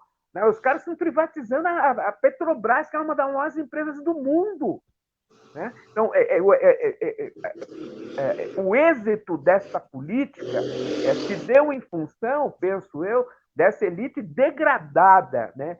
Imoral, escravista que nós temos no Brasil. Essa é uma questão. Uma outra questão é que nós temos uma classe média que é uma também das maiores, das mais indecentes do mundo. Né? Elas construíram todos os seus privilégios a partir da exploração das pessoas mais pobres. Por exemplo, uma mulher intelectual, militante, ativista da classe média, para ela poder ir para a universidade e criar os seus filhos, alguém teve que cuidar dos filhos dela. Então, foi lá, contratou babás a preço, meio salário mínimo para você, tá bom. Mas se ela está se formando, fazendo seu curso de inglês, está indo na universidade, alguém tem que limpar a casa. Bom, então vou trazer a menina que vem ali trabalhar por menos, tal. Mas eu chego em casa, eu quero comer. Então tem que ter uma cozinheira. Então essa classe média que adquiriu esse conhecimento, né, ela fez isso explorando brutalmente quem estava abaixo. Quem estava numa situação muito mais difícil. E parte dessa classe média, que era conservadora, ela apoiou o fascismo. Ela apoiou o que é de mais degradante na política. Ela apoiou. Né? Foi para a rua, deu grana. É essa classe média degradada que usou as redes sociais, não o cara da periferia só, não. São esses caras que fizeram isso, deram grana, criaram fake news. Então, acho que compreender, e eu concordo plenamente com isso, que essa situação de violência na qual vivem as pessoas mais empobrecidas criou condições para que a ignorância se transformasse em argumentos políticos. É incrível, você tem um cara que foi eleito que não tem uma proposta, não apresentou uma proposta. Nenhuma. Isso não existe em lugar nenhum no mundo. Então você tem a ignorância virou argumento, né? A ignorância física e a falta de argumento político transformou o argumento pecejante. Mas você tem uma classe média que potencializou isso, potencializou ao extremo isso. E você tem uma burguesia que potencializou isso. Os caras vão numa reunião no meio da pandemia pedir para abrir tudo. O resultado é que nós estamos vendo. Nós corremos os riscos de termos o país à frente dos Estados Unidos no número de mortes. Nós temos o Brasil como matança. Nós temos a Guerra do Paraguai, que matou 50 mil pessoas, fundamentalmente não branco, de 1864 a 1870, porque os caras só no mandavam... banheiro eu já venho, tá? Um minutinho só. Tá bom disso. Os caras mandavam os pobres para irem no lugar dos filhos dos fazendeiros e mandavam os negros escravizados, né? Foram 50 mil mortos. Depois você tem quase que 25 mil mortos em Canudos, né? Onde era a população do 13 de maio, que estava no sertão baiano, mataram 25 mil pessoas entre 1896 e 1897, fundamentalmente pretos. Depois você tem a gripe chamada espanhola de 18 e 19, que matou cerca de 30 mil pessoas, e está tendo agora, né, o maior massacre da história política do Brasil, em menos de 4 meses, 60 mil mortos. Né? Porque você teve uma classe média que apoiou isso, está protegida nas suas bolhas dos seus condomínios. Os bilionários, tem gente no Brasil, o bilionário está vivendo em iate. Perdão, agora. Sem problema, mestre. Está vivendo em iate, né? Nem vem para a Terra. Então você tem... E o que é importante nessas chacinas todas, elas foram absolutamente eugênicas. Elas mataram fundamentalmente pessoas pobres e não brancas no país. Eu acho que ao lado dessa observação muito boa que a gente está fazendo sobre as pessoas que estão em condição de miséria absoluta, de fato elas vão para onde tem condições de se manter. Né? Não sei se vocês viram, mas nós também, né, não temos ministro da Saúde. O ministro general... A gente não tem presidente também, Juarez. Isso nunca esse daí nunca chegou. Nós já estamos quase 2 anos com vacância, né, na presidência da República. Mas uma coisa que chamou a atenção numa entrevista do ministro, do general ministro, ele disse o seguinte: o Brasil não sabia que tinha 38 milhões de pessoas fora de qualquer sistema de atenção do Estado. Pessoal, o cara não está falando 38 pessoas, 38 mil pessoas, está falando 38 milhões. 38, são quase 4 Portugais. Né? Sem nenhum acesso à política pública.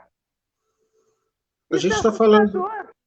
Ô, Jorge, a gente está falando de um governo que, no meio da pandemia, com mais dezenas de mortes, a coisa pode chegar a mais 100 mil, se deixar nessa brincadeira horrível. A ministra, que tem um diploma, a gente aqui sabe qual é a questão racial, a questão do ministro que acabou não sendo empossado, ele errou, não estamos aqui falando que ele não errou, mas a gente viu a ação, né, a gana das pessoas de esmiuçarem a vida dele. Ele, acho que tomara que ele tenha aprendido a lição, né, não que em relação a com quem ande, olhar suas origens antes de... E aí a gente vê que a ministra, que tem um diploma pela igreja, com todo o respeito, fazendo concurso de máscara. Né? A gente tem pessoas que estão precisando de leito, tem pessoas que estão precisando pelo menos... Né? Então, é muito escandaloso. Olha outra questão aqui, Aldino, que é muito... que é sui generis, né? Por exemplo, o Brasil é o país que mais tem empregadas domésticas. 72% não tem carteira assinada. A maioria são mulheres negras, né? Na sua grande maioria, e idosas. E quando a gente vai pegar essa linha da pandemia, a gente vê quem é que também está morrendo, né, Aldino?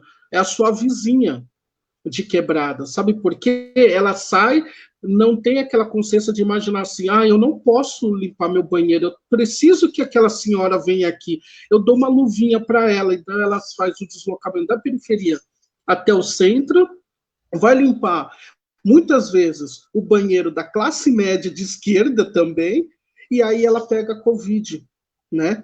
Então, é muito louco isso, né? Então, quando você traduz, né, para Quebrada um pensamento que abre a mente, você está fazendo que, em algum momento, quando ela entender o que é realmente mais-valia, com certeza, muita coisa vai mudar, porque ela vai ter coragem de falar, eu não aceito, né? Eu não aceito. Por exemplo, tem um vídeo seu que eu queria que você falasse sobre ele, que eu estou aqui me roendo, que é sobre o Aristóteles. Eu achei genial também. Eu queria que você falasse sobre ele, sobre esse vídeo, como você fez no outro. Se você puder falar sobre ele, a gente tem mais uns 15 minutos aí para a gente fazer de programa, e eu queria que você não saísse daqui sem falar sobre isso, se você sobre puder. A felicidade? É sobre, eu vou pegar aqui Aristóteles pagando de coach. Beleza. Então, a gente tem parte do princípio que é assim. Aristóteles, ele idealizava a felicidade e ele idealizava uma virtude. E a virtude, quer dizer, vamos contextualizar o negócio, né? Aristóteles nasceu numa época que seu pai era padeiro, você ia ser padeiro. Se seu pai era político, você ia ser político. Se seu pai era pastor de ovelhas, você ia ser pastor de ovelhas. Se seu pai era escravo, você tomou no cu. E ele nasceu nesse meio, sabe? Adorei. É basicamente isso. Aí ele disse: não, cara, não necessariamente. Você pode ser o que você quiser. Se você tiver virtude no que você faz, você pode ser o que você quiser. E a virtude para Aristóteles, ela vem através do hábito. Ou seja, aquele moleque que tem um sonho de ser MC. Eu dei o exemplo do Eminem, né? O Eminem, não sei se vocês sabem, ele chegou onde ele chegou, mas ele passava a noite lendo o dicionário. Ele ficou decorando as palavras do dicionário, cara, para ele chegar onde ele chegou. Tanto que, pra mim, na minha opinião, ele é o melhor cara de freestyle do mundo. Tipo, não tem ninguém que bate, porque o cara sabe muita palavra. Então, tipo assim, se um cara, um quebrada, quer fazer sucesso num funk, quer fazer sucesso num rap, pô, dá uma atenção pra um português, pra artes, estuda alguma coisa e pratica. Olha pra frente do espelho, coloca um beat, sei lá, e vai falando na frente do espelho. Porque quanto mais você pratica, mais você vai chegando perto da virtude. E para Aristóteles, quando você atinge a virtude, você alcança a felicidade. Mas ele também cita 11, né? Que vai ser até o vídeo de domingo, que o pessoal pediu bastante, então eu vou falar as 11 virtudes, quer ver? Eu até deixei anotado aqui no meu caderno. Opa, não é exclusivo, olha aí, hein? Vamos lá. Olha lá, temos Aí um sim. furo de Olha aí, ó. Essas a que eu anotei, eu peguei de um caderno de ensino médio para ajudar a rapaziada que tá estudando. Não é a que tá, quer dizer, que varia de fontes, né? Tem nomes que Tá. variam para fontes. Então, tipo assim, você tem a coragem, a temperança, a magnificência, o respeito próprio, a prudência, a gentileza, a veracidade, grandeza de espírito, como é que é? A justa indignação. Então, você tem várias coisas que é um conjunto de polos que, se você se manter no meio dele, você consegue atingir a felicidade. Por um exemplo, magnificência. Magnificência, ele remete muito ao físico, né? À aparência. Você não pode ser desleixado, você não pode deixar de cuidar do seu cabelo. Às vezes a pessoa gosta do cabelo grande, curto, independente. Você não pode deixar de cuidar do seu cabelo, mas você também não é para seguir aquele ditado, é colocar uma melancia no pescoço e sair na rua pelado. Não é para ser extravagante. Então Aristóteles, ele falou: se você tiver sempre um equilíbrio na sua vida, no seu caráter como pessoa, você atinge a felicidade. Claro que ele defendia que uma pessoa feliz, ela tem amigos, ela tem posses, ela tem... Porque todas essas coisas, elas geram, sim, uma felicidade. Capital é aquilo, né? Um dos lemas da quebrada: felicidade não traz dinheiro, quer dizer, felicidade não... Dinheiro não traz felicidade, mas afasta tristeza, porque é muito mais triste você olhar para sua geladeira, você não ter nenhum ovo para você comer, do que você ter um dinheiro, pelo menos, para comprar um bife, né? Alguma coisa assim. Então, Aristóteles, ele deu uma fórmula da felicidade para a humanidade. Ele falou que se você tiver as virtudes, você vai ser uma pessoa feliz. E é muito difícil, porque, como eu falei, você faz um checklist. Você vê as que você tem, você vê as que você não tem, você trabalha nisso. Porque aí que ele fala, é um hábito.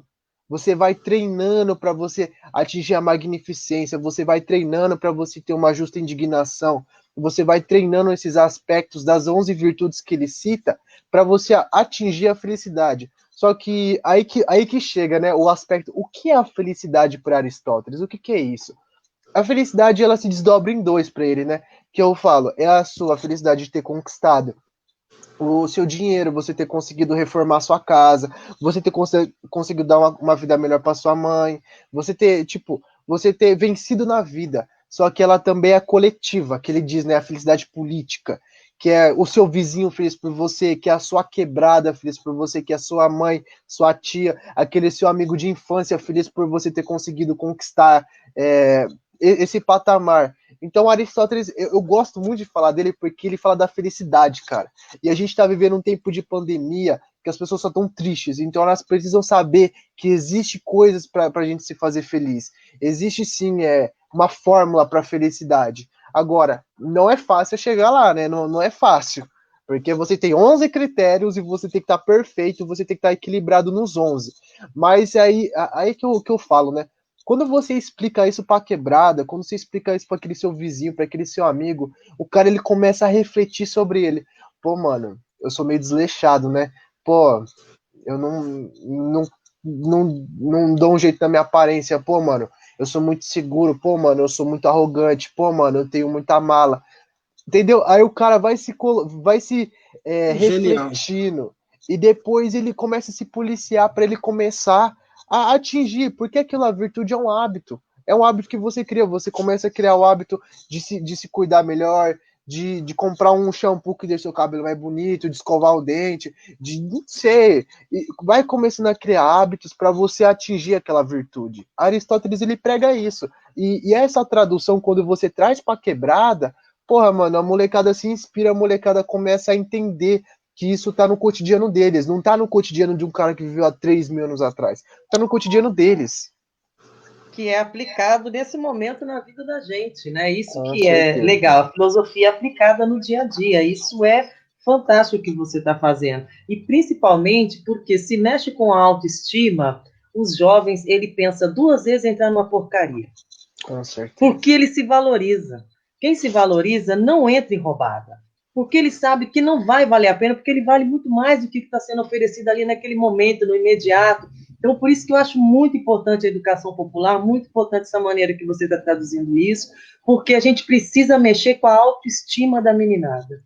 Com Né? Porque certeza. autoestima não é ter corrente dourada no pescoço e nem ter um tênis legal no pé. Autoestima ela é um eu fortalecido, ao ponto de a corrente não faz diferença, nem o tênis faz mais diferença. O que faz diferença é ele estar, né? Não é ele ter, é ele ser. Então, isso É é ele olhar no muito espelho e bacana. falar, mano, eu gosto de mim, Isso, mano, eu me aceito, mano, eu exatamente. gosto de mim, eu gosto de viver. E, Essa é a essência da felicidade, não é só a parte material é importante, só que não é o ela essencial, é não é o consequência. principal. A parte Exatamente. material ela vai ser consequência da hora que ele estiver bem, na hora que ele estiver legal, que é na hora que ele estiver Concordo. empoderado. E aí ele começa a ter a parte material. Mas aí a gente tem que desenvolver uma outra consciência, que a parte material, professor Juarez, ela tem que ser coletiva. Não dá mais para ter parte material individual. E aí eu gostaria que o senhor falasse um pouco para a gente nesse momento do que é o negro. O negro está fazendo, são 35 anos, é isso? Deixa eu ver se eu fiz a conta certa aqui, rapidinho. 30 anos, aumentei 5, já tem 5 garantidos, já por minha conta, hein? 30 anos, 30 anos ao Negro está fazendo, e ao Negro tem esse trabalho na história do Brasil. Conta um pouco da Negro para nós, principalmente para o Aldino, que ele só tem 18 anos. Eu vou com muito cuidado, né? Porque eu sou um dos fundadores da Unegro, mas hoje eu não faço parte do dia a dia da Unegro, né? Não faço parte do dia a dia da Unegro. Eu acho que a Unegro ela tem assim 4 aspectos que eu acho que foram fundamentais, assim, como entidade do movimento negro. Primeiro que ela, eu acho que contribuiu com as outras organizações políticas do movimento negro para construir isso que nós temos hoje. Hoje, quando a gente fala do racismo estrutural, quando a gente fala da luta interseccional, foi uma construção política, com várias organizações importantes. No dia 7 de julho de 1978, é lançado o Manifesto do Movimento Negro Unificado contra a Discriminação Racial. Né? Eu acho que é um marco importante da luta política da população negra no Brasil, no sentido de fazer uma inversão do que era racismo. A gente passa a perceber no Brasil, naquele momento, que não são os negros responsáveis pelo racismo, é a branquitude que é responsável pelo racismo. Então, o negro acho que fez parte desse conjunto de organizações que foi lapidando a compreensão desse conceito e outros conceitos, né? Esse conceito do racismo estrutural, a diferenciação entre preconceito, discriminação e racismo vai sendo construído por um conjunto de organizações negras, a importância e a singularidade da mulher negra na luta política contra o racismo e contra o capital e contra o patriarcado, é uma construção, acho, coletiva importante do movimento negro. O epicentro é a mulher negra, sem dúvida alguma, e uma construção importante das organizações políticas do movimento negro, e o negro fez parte desse conjunto de organizações, né? Participou ativamente da construção dessa ideia de que o Estado brasileiro reproduz o racismo. Acho que é um grande mérito das organizações negras nesses últimos 40 anos, e a Negro fez parte desse conjunto de debate importante político que chegou ao que nós temos hoje. Uma outra contribuição importante foi a construção do conceito de maioria social que o movimento negro tem. É sempre importante lembrar que em 1978 a gente se pensava como minorias, né? A gente estava na frequência do debate do que era minoria.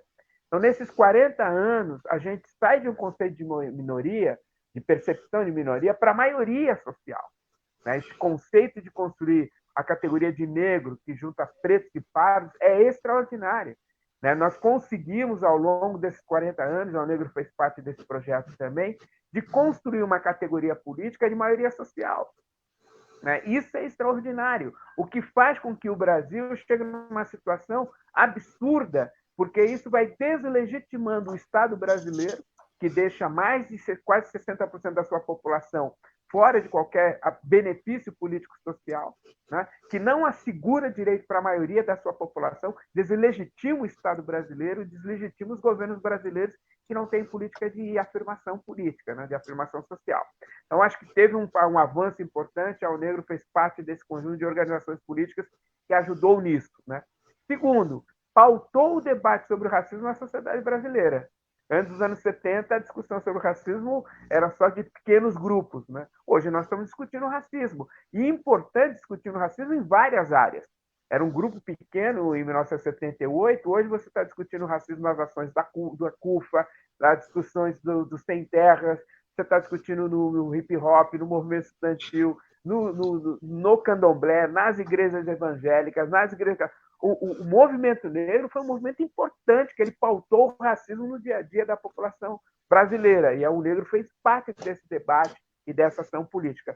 E a quarta questão importante é que essas organizações, o negro fez parte desse enredo, né, conquistou efetivamente políticas públicas importantes, né?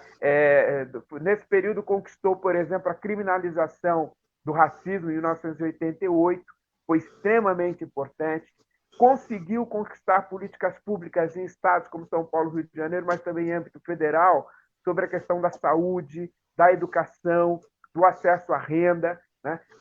Nos anos 90, por exemplo, 95, quando tem a rememorização de Zumbi dos Palmares, arranca do governo federal o GTI, que é o Grupo de Trabalho Interministerial, que gera dados, né? Os dados foram importantes. A ditadura civil-militar ela omitia dados sobre a questão étnica racial. A democratização, a gente teve acesso a esses dados. Aí você começa a ver o que é racismo mesmo, né? Os números vão mostrando isso. Os negros morrem mais por falta de assistência médica e vai por aí afora. Então, os dados foram importantes, acessar os dados foram importantes. Mais tarde, a gente consegue fazer a oficialização da Fundação Cultural Palmares, que teve um papel importante, por exemplo, na titulação das terras remanescentes de quilombo. Então, a gente conseguiu isso, avançou para políticas na área da saúde, avançou para políticas na área da educação, conquistamos as políticas de reserva de vagas. Então, o que eu acho que é importante nisso que você falou, ao negro, ela, pensando como os africanos pensam de modo geral, os povos africanos, ao negro porque o movimento negro é. E o movimento negro é porque o negro é. Então, acho que essa foi a grande participação, a contribuição, né, que o negro fez. Ela não construiria a sua história se não fosse o movimento negro, e o movimento negro poderia construir sua história, mas seria diferente sem a participação da UNEGRO. Então, acho que foi uma participação bonita, importante, significativa, que deu um ar, né? um ar diferente à luta política racial, né? Eu tenho bastante orgulho de ter sido um dos fundadores da UNEGRO, o Antônio Guti Guti, um importante personagem da luta política na Bahia, o Léo na Bahia, mais tarde a Olívia, aqui em São Paulo, o Denis fez parte dessa história, o Benedito Sintra fez parte dessa história, a Leda Nagô fez parte dessa história, o Vital Nolasco fez parte dessa história. É um conjunto de pessoas, né, que conseguiu. Felipe, que lamentavelmente morreu nos anos 90, fez parte dessa história. Então, muitas pessoas contribuíram para a construção dessa entidade que hoje é uma das maiores entidades políticas do movimento negro brasileiro. Calma, apareceu. Tchau, mãe. A minha mãe apareceu aqui do nada. Não, tranquilo, isso aqui é uma live entre família. Aliás, sua mãe receba meus cumprimentos. Eu ia falar isso agora. Muito bem educado, amável. Como é o nome da sua mãe? Joelma. Dona Joelma, parabéns. Receba o nosso abraço. Ricamente, querida. E aproveitando a fala do professor Juarez, eu juro que eu vou quietar Anderson depois dessa, porque eu queria que ele falasse desse personagem, que é um vídeo muito legal, que é o Espinosa. E quando a gente vê ao negro e toda essa movimentação do negro, que alinhou o pensamento, a ideia e a ação, eu gostaria que você explicasse para o pessoal e para mim, novamente, o que é o Conatus. Eu adoro essa sua explicação do Conatus. Fique à vontade. Do Conatus? É muito legal esse vídeo. Explica para a gente. Calma aí, deixa eu só dar uma relembrada aqui. Conatus é potência, é força, né? Calma aí. Aí. Eu sempre coisa porque... Enquanto cara, o Conatus... Só falar uma coisa para você, pode falar, pode falar. Só, Juarez, falando que em todo esse tempo de O Negro, qual é o fruto da O Negro, do MNU, do Gueledé? Sabe o que é? É o Jornal Empoderado. Então aqui fica o agradecimento ao Juarez, que lá atrás, há 30 anos atrás, não sei, na hora da pedra fundamental do movimento negro, falar assim, onde a gente vai chegar? Onde a gente continua chegando é poder estar aqui hoje com você e podendo esticar essa história, trazendo aqui o Aldino. Então, só queria falar isso, é um agradecimento ao negro. As mulheres negras têm uma frase linda, né? Que nossos passos vêm de longe, né? Então, isso, em 78 tem isso, aí você vai em 50, tem o Teatro Experimental do Negro, você vai em 1970, tem a Frente Negra Brasileira, vai indo, até você chegar lá em 1695, tem Zumbi dos Palmares, né? Então, é uma trajetória linda do povo negro, né? E esse passo agora, ele dá continuidade no Marcelo, né? Eu gosto de dizer que o movimento negro é o mais bem sucedido na história, porque a história que desenharam para nós era acabar com o negro e a cultura negra em 100 anos. Né? Então, eu penso assim, mais ou menos, Aldino, que você agora carrega essa lança que foi forjada em 500 anos de batalha, né? Está na mão de vocês, da minha filha, de vocês que são jovens. Vocês agora são os donos da lança. Olha, olha, fácil essa, hein, Aldino? Olha, nem é pressão agora, né? Não, então, é que, tipo, muita coisa, eu só bati o olho e lembrei, potência, isso mesmo. Legal. Conatus é potência. É você alinhar o seu pensamento de progresso com o seu corpo, tá ligado? É você pensar, mano, eu quero chegar em tal lugar, mano, eu quero vencer na vida. Só que o seu Conatus, ele tem que estar alinhado com o seu corpo, pro seu corpo ir pro progresso, porque não adianta você ficar, mano, eu quero conquistar um emprego, mano, eu quero conquistar uma educação melhor, eu quero fazer alguma coisa, eu quero, por exemplo, eu quero fazer uma ação social, eu quero ter mais reconhecimento, eu quero alguma coisa, mas se você ficar sentado em casa, sem lutar, o Conatus é isso, é a força alinhada com o seu corpo, é a vontade alinhada com o seu corpo. Um dos exemplos que eu dou é que, tipo assim, o Conatus, ele pode ter um pico, ele pode subir e descer, tá ligado? Vamos supor, quando ele tá lá em cima, quer dizer, vou começar por lá, quando ele tá lá embaixo, é quando você tá ligado? Naquela roda de samba de domingo, comendo um churrasco, tranquilamente, com um monte de gente, se o Conatus tá lá embaixo, você nem tá pensando em nada, você tá relaxando, você tá tranquilo e calmo, só daquela forma. Aí, segunda-feira, 6 horas da manhã, seu Conatus tá lá em cima, tem que pegar metrô, tem que trampar, tem que ralar, tem que conquistar o nosso pão de cada dia. O Conatus é isso, o Conatus é uma variável que, tipo, vai da sua força de vontade, de você querer lutar, de você querer estudar, de você querer trabalhar, de você querer reivindicar os seus direitos, de você encher o saco daqueles engravatados e falar, a gente existe, a gente tem direito, a gente também é gente. Conatus é isso, é potência de vida, é você colocar o seu corpo para trabalhar, é você colocar a sua mente e seu corpo alinhado num progresso. Conatus é isso, tá ligado? É a força de você levantar e mete marcha no progresso. Olha, acho que depois dessa aqui a gente estamos indo aqui ao final. Eu vou ser sincero, nesses 4 anos de Jornal Empoderado, isso foi uma das coisas mais produtivas e legais que eu fiz dentro do... Porque tudo aquilo, Juarez, que o Juarez pensou lá atrás, entendeu? Fala assim, o que vai... Porque quando você projeta e inicia qualquer coisa, você pensa, no que isso vai dar? Né? Quais são as conquistas reais que nós vamos ter?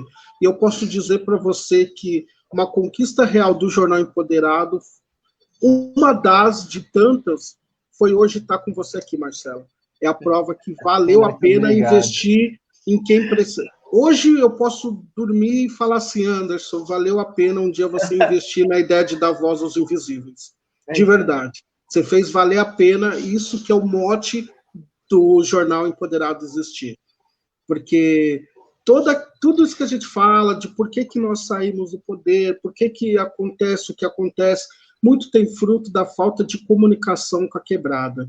E pode ter certeza que hoje a gente fecha aqui, né, Val, uma questão de, olha, que legal, trouxemos aquela pessoa que sintetiza a necessidade de dar voz aos invisíveis. Sintetiza na prática, né? A gente dá voz aos invisíveis todos os dias de várias formas. Mas hoje tivemos o prazer de ter você aqui, Marcelo, para mostrar que vale a pena continuar nessa toada.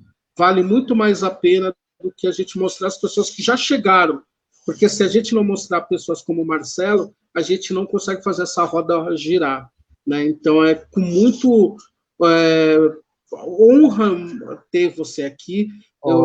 Satisfação minha. Não, mas você tem que ver, está todo mundo muito emocionado, o Juarez, a Val, eu, as pessoas estão se comunicando, falando, nossa, estou muito emocionado, nossa, que legal, porque nós precisávamos disso, entendeu, Marcelo? Na verdade, você está fazendo um favor para a gente, que é para amanhã eu acordar e olhar e falar assim, vale a pena a gente lutar, porque tem quem está fazendo diferente. Né? Então, eu queria, antes da gente fechar o programa, eu queria que você soubesse, você está fazendo um bem para a gente, como militante, como ativista, e como ser humano também, né? Porque a gente precisava fazer essa roda girar, porque muitas vezes já tem pandemia, tem um desgoverno em São Paulo, é no Rio, é no governo federal, é tanta coisa que a gente começa a falar assim, será que vale a pena a gente continuar lutando? E eu acho que, pelo menos para mim e para quem está aqui assistindo, fala assim, vale muito a pena. Então eu queria te falar isso antes da gente se despedir. E eu quero complementar, se tenho que complementar, porque a fala do Anderson está muito perfeita. Eu não tive filhos, né? Então fala para a dona Joelma que ela pode dividir comigo fácil, tá? Já te amo. Já te amo. Agradece, ver um legado. É muito gostoso da gente ver uma pessoa com 18 anos tomando para si uma responsabilidade, do jeito que dá. Porque a gente espera muito, tá tudo perfeito, tá tudo arrumado, ter o equipamento, a parede tal, ter isso todo, ter. Enquanto a gente já nós já somos, porque nós nascemos no desafio. Né? Do ventre da mãe, tu já tá brigando por pré-natal, cara. Então a gente já nasce com a lança na mão, guerreando. Eu acho que antes da chupeta já nos dão aí espiritualmente uma lança na nossa mão. Então a gente tem essa vivência. Então a gente não tem mais que esperar, tá tudo pronto do jeito que a elite diz que tem que estar. E quem tem tudo isso, mostra pra gente o tempo todo que, olha, você tem que comprar o kit XPTO para poder começar a ser um youtuber. Não, você tem que ser o cara que você é, e botar a cara para todo mundo saber que você existe e empoderar outros meninos, outras meninas a fazer o que você está fazendo. Eu estou muito emocionada, sabe? Na filosofia, me fugiu esse filósofo, estou tentando lembrar dele aqui, mas tem um filósofo que tem uma palavra, que cada um de nós tem uma palavra para trazer. Cada um de nós. Não adianta, a gente vai passar por essa vida, eu tenho que estar lá, naquele lugar, naquela hora, isso é missão. A gente vai ter que dar essa palavra. Então, Marcelo Aldino Vilão, não se cale. Você tem muita palavra para dar. E obrigada por fazer parte. E não esquece de mim, porque eu nunca vou esquecer de você. Bom, aproveita e já se despede aí. Não, Marcelo, você que vai fechar aqui. Então você não vai falar, não. Você que vai fechar tudo o negócio aqui. Val, se despede. Não, Obrigado mas por mais uma vez. Já me despedi, aquele abraço, cheiro e uma massa. É um forte abraço, cheiro a massa. Um beijo, querido. Um beijo. Juarez. Muito obrigada. Estou aqui aguardando. Obrigado pelo convite, foi um prazer. Obrigado, né? Foi um prazer estar aqui com o Anderson. Eu conheço há bastante tempo, um cara que eu respeito bastante o trabalho que está sendo feito. Valéria, prazer estar com você mais uma vez, né? Compartilhamos um prêmio juntos, né? Foi um momento muito legal, em novembro do ano passado. E o Aldino Vilão, um prazer enorme conhecê-lo, né? De todos os adjetivos aí colocados pela Valéria, tem mais um que eu gostaria de dizer. Deixa eu mostrar aqui. É o intelectual, né? É isso que é importante, assim, e é o que a gente precisa lidar com isso, né? É isso mesmo. Pô, é o que intelectual bacana. orgânico da juventude, né? É isso aí, foi o prêmio que nós temos em novembro, né? Prêmio do Palmares. Então, foi um prazer estar com vocês, um enorme prazer, e espero que a gente possa estar juntos em outros momentos, tá? Continuem Muito obrigado, Juarez, por tudo. Seu trabalho é um trabalho importante para todos nós. E, Aldino, fala com a gente, obrigado. filósofos negros, que a faculdade não vai te apresentar esses caras, tá? Então, tem uns filósofos negros. Fique muito esperto bons. que, ó, eu vou soltar aqui um spoiler. Eu vou soltar aqui um spoiler de um projeto. Eu entrei em contato com o Babazar Cel, ele é iniciado lá na África. Ele é formado em História, ele tem contato direto com o africano, e eu chamei ele para uma live para a gente falar de filosofia africana. Legal. Filosofia negra. Eu vou falar para ele citar figuras históricas, pensadores. Ele é formado e ele exerce. Nós vai trocar umas ideias de milhão e a gente vai enaltecer a filosofia negra. Logo menos, já estou desenrolando com ele, logo menos a gente vai ver um programa especial só para isso. Manda um abraço para mim, hein, que eu vou estar assistindo. Não, Marcelo, com certeza. Marcelo, você pode terminar aqui como você quiser, aqui a casa é sua. Eu só tenho que agradecer desde o início. Você sempre foi muito gentil, não só com o Jornal Empoderado, mas comigo também. E isso aqui é só o início, a gente vai fazer muita coisa junto ainda. E com certeza. O canal é seu. Faça o que você quiser, você despeça, que a última palavra vai ser do filósofo e historiador, aqui, você. Eu queria agradecer ao convite do Anderson, a querida Valéria, muito carismática, muito simpática. Professor, aprendi muito com o senhor nessa noite, aprendi coisas que, tipo, realmente acontecem, que eu parei para refletir e falei, cara, o bagulho existe muito mais intenso do que eu imaginava. Então hoje eu também tive uma aula aqui. Queria agradecer a todo mundo que assistiu, todos os telespectadores, todo mundo da quebradinha aí, entendeu? Que fortaleceu, que veio na visualização. Vamos que vamos, não vamos parar o movimento, vamos lutar. Época de pandemia, época difícil, mas é época de lutar. A gente não pode parar, tem que meter marcha no progresso da melhor forma. E para encerrar a famosa frase, né? Um forte abraço, um cheiro, um amasso para todo mundo. Muito boa noite. Muito obrigado. Obrigado aos jornalistas livres, a todo mundo que acompanhou no Jornal Empoderado. Até a próxima live nossa, que primeiro vamos curtir essa live aqui para rever. Vou parar para rever, porque isso aqui foi uma aula hoje. Obrigado em nome do Jornal Empoderado. Obrigado, Juarez, Marcelo, Val. Até a próxima. Tchau, tchau.